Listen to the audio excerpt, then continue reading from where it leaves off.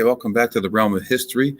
We are here for a special live review at 3:30, which is not our normal time, but due to the circumstances, we got to do what we can. We only have a few ballers on, which is understandable for the time that it's taking effect here. So let's go ahead and get ready to get into some key advice. We're going to go quick today.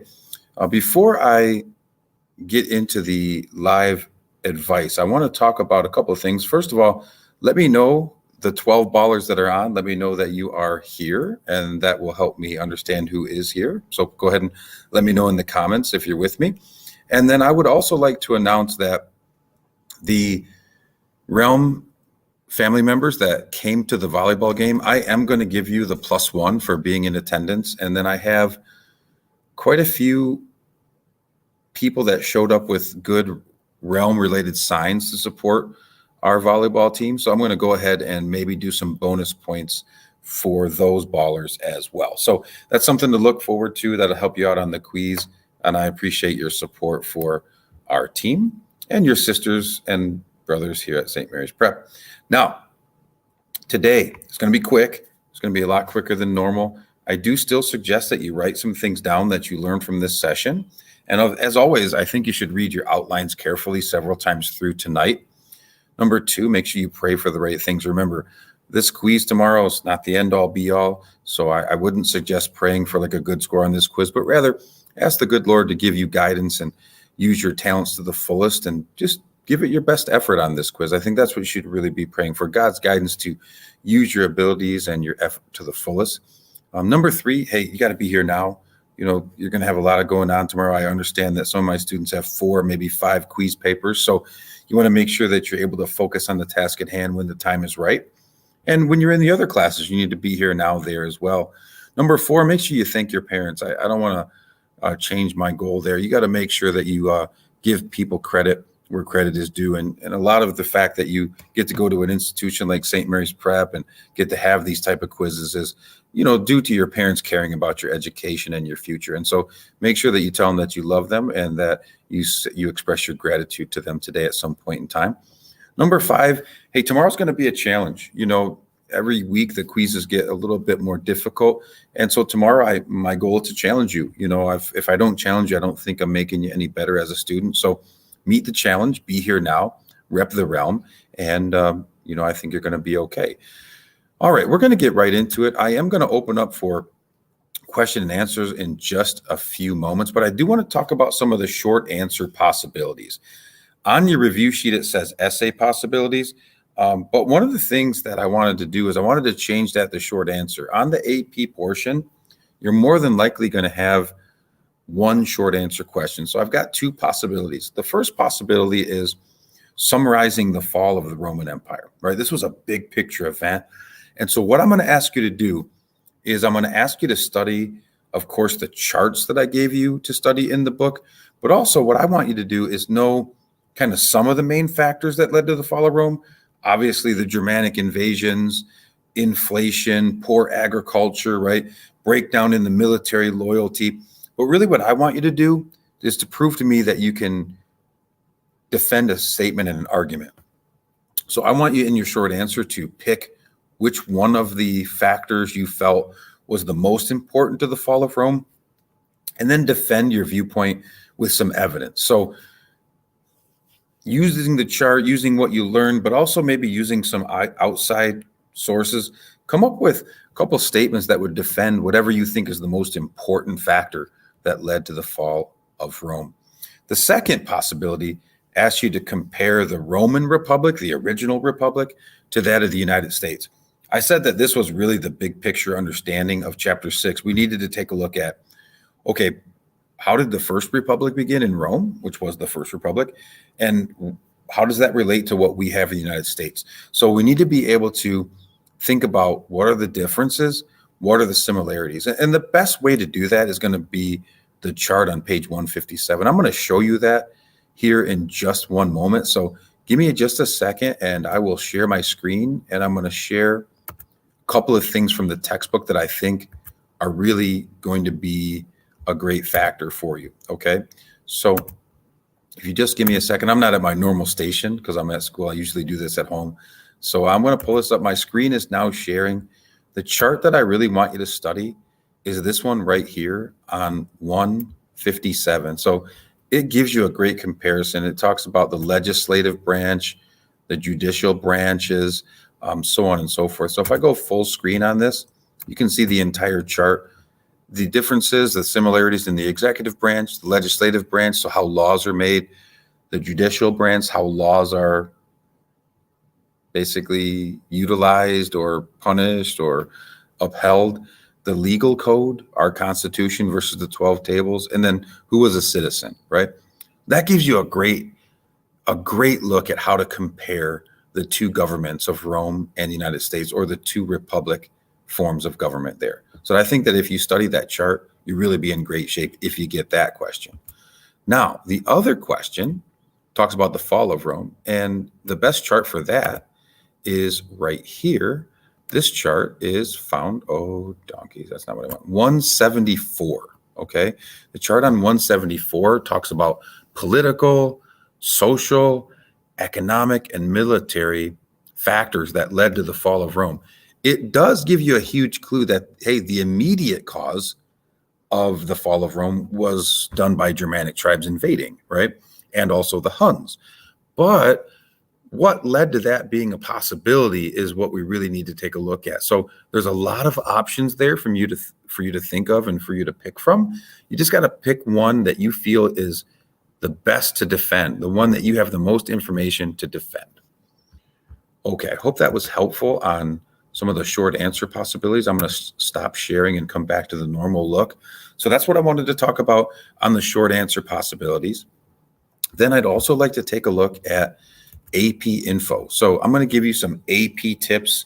I'm going to talk extensively about this. I'm holding in my hands the AP portion of the quiz tomorrow. So as I told you, you're going to have 5 MCQs and possibly 1 short answer. So let's talk about the MCQs first. Remember that your MCQs come with a prompt. Could be a picture, could be a graph, could be a chart, could be a document. The first prompt is definitely going to be a map. Okay, it's going to be a map of the Roman Empire and a couple of important things that you need to know. You're going to need to know about Roman imports and exports. What did they bring in? What did they send out? Okay. You also need to know, and this is a huge clue, what are the differences between raw goods or raw materials and finished goods or manufactured goods? So I like to use the example of cotton. Raw cotton, just cotton that's picked from the plant, is the raw material. A t-shirt now would be the finished good. If you're looking at timber, cutting down a tree, so a tree log, timber, just a natural log, tree trunk that you cut down, that would be the raw material, timber. The finished good would be a 2x4 or a chair or a table, right? So that would be the difference. You're going to need to know what are some things that Rome brought in, what are some things that Rome exported, and that's going to be really helpful for you. The map is also going to show you like where the things are coming from and what items are being brought in. Oh, the lights just went out. I apologize. Shouldn't affect us too much. But the second key idea, okay, the second key prompt is going to be a document. And it's going to talk about religion. And it's going to talk about how, all right, Romans and the Roman government, how did they respond to the Jewish faith and then eventually the Christian faith? Couple of key pointers there. The blending of that Jewish and Christian faith early on was very similar, but you want to take a look at one of the key things that the Romans forced people to do was worship the emperor. Jewish practitioners did not want to worship the emperor. Early Christians did not want to worship the emperor. So that's going to play a big part in that prompt and also the questions coming your way on the AP version. Okay, so that's my biggest advice on the AP portion. Now what I'm going to go ahead and do is open up for question and answer. So I'm going to go to the comments now. Give me just a quick moment and I'll see what I can find. I'm going all the way to the front. I see. Thank you all for being here. I really appreciate it. You're helping me out. I apologize that the timing is not right. We usually do 9 o'clock. I don't think there's any chance I'll be home at 9 o'clock tonight. Ava G and Avery D. Okay, gotcha. No problem. I'll understand that, Ava. Thank you. All right, we got a question here from Aubrey. It says, can you define Christianity's spread and the Germanic people? I'll start with the spread of Christianity. So what you're going to want to know for the spread of Christianity is how it spread, why it spread. There's a couple of key factors here. One factor is just the basis of the religion, like the teachings that, okay, life is eternal under the Christian God.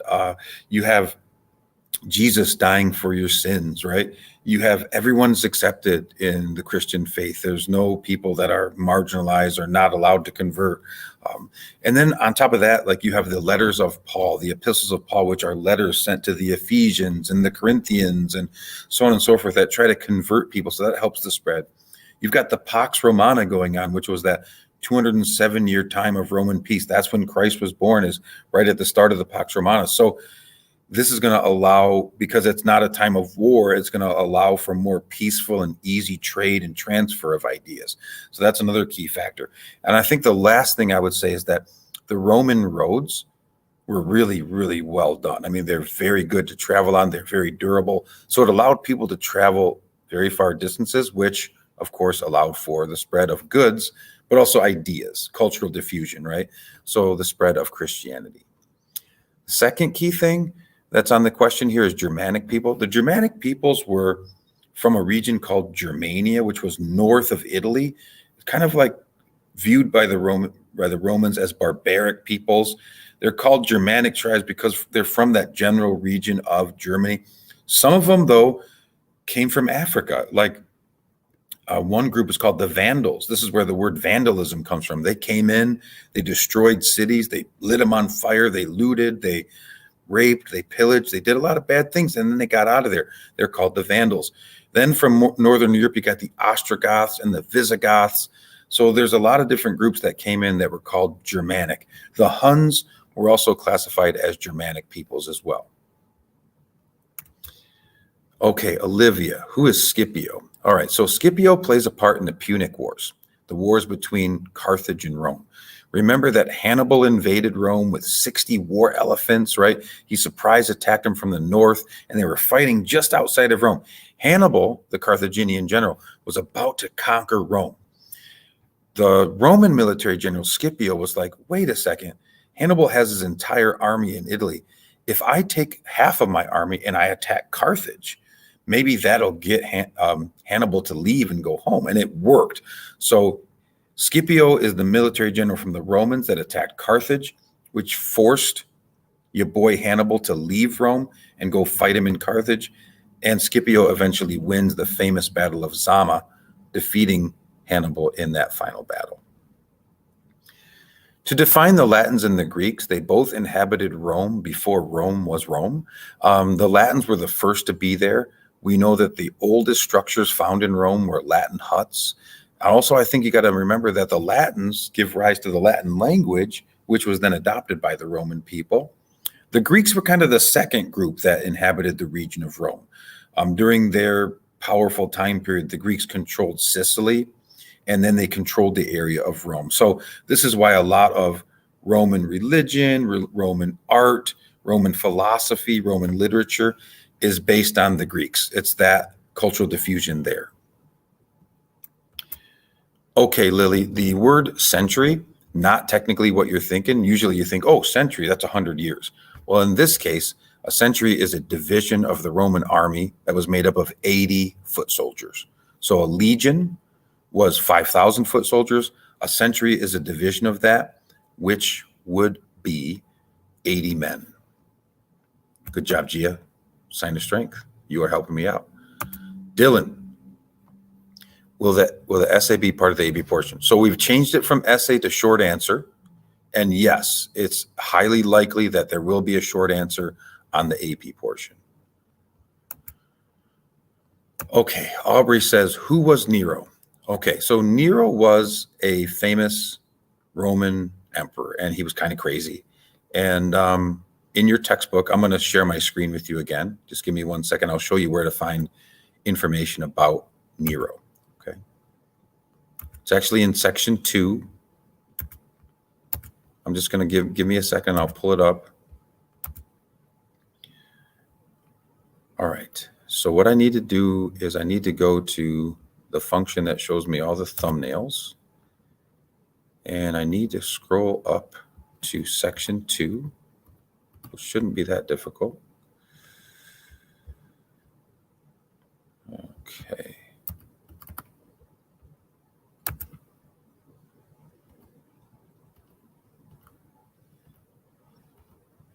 Okay, here's the page right here, 164. And on the top, it'll say bad emperors and good emperors. Okay, you can see that Nero is one of the bad emperors. He was a good administrator, but he's very vicious. He murdered anybody who went against him.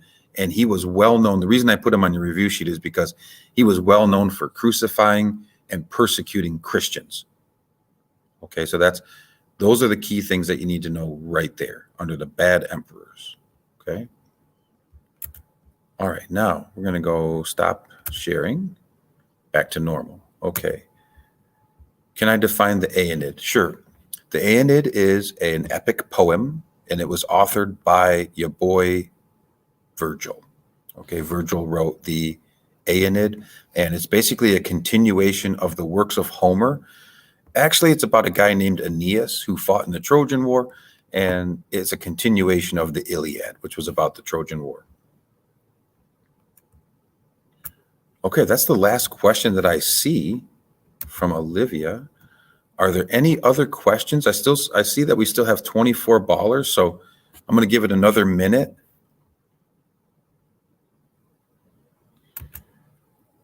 Maddie, no, you did not have to complete section C. I think I had my second and third hour do it, but the later hours didn't have enough time, so I'm saying you don't have to do section C. Okay, any other questions? I do have a few more minutes before I have to leave for the game. So if you have any further questions, please go ahead and put them into the chat. Once again, I do appreciate all of you being here. Olivia says, what is a tribune? Okay, so you got two groups. You got the patricians and you have the plebeians, right? And they're always fighting for control, okay? Tribunes are people elected by the plebeians to defend their rights. So tribunes are like lawyers that are responsible for protecting the rights of the plebeians so that the patricians don't make laws that take away voting from plebeians or take away property, something along those lines. So that's what a tribune is. They're like lawyers. They're elected by the plebeians to protect the plebeians' rights.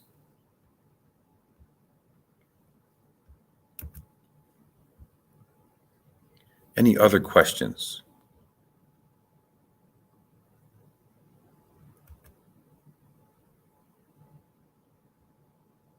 Yeah, any maps that are mentioned on the review sheet you need to study, especially knowing that there's a map on the AP portion. Not sure what you mean by going over the content portion. I'm not going to go, I don't have enough time to go through the terms and the figures today. I would say what you need to know about what's on the quiz. It's 40 questions on the content portion, multiple choice and matching.